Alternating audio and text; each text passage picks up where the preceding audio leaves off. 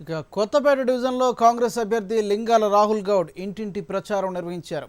గడప గడపకు వెళ్లిన రాహుల్ గౌడ్ హస్తం గుర్తుపై ఓటు వేసి తనను గెలిపించాలని ఓటర్లను కోరారు. ఈ ప్రచారంలో రాహుల్ గౌడ్తో పాటు మహిళలు, యువకులు పెద్ద ఎత్తున పాల్గొన్నారు.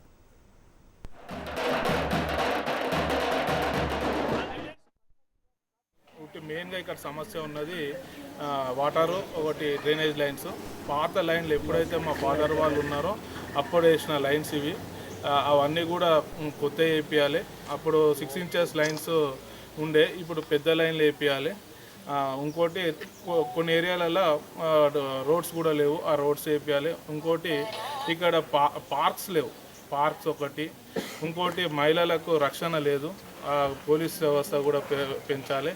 ఇంకోటి ఏంటంటే బస్సెస్ సరిగా రావట్లేదు ఈ ఏరియాకి.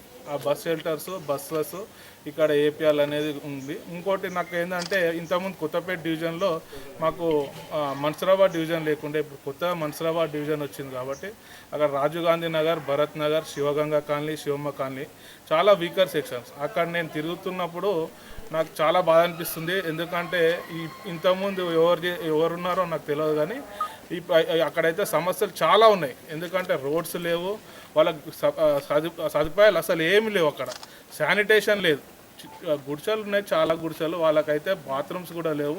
వాళ్ళు బాత్రూమ్స్ వెళ్ళాలంటే పక్కకి ఏదైతే ఖాళీ ప్లేస్ ఉంటుందో అక్కడ వెళ్ళాల్సి వస్తుంది.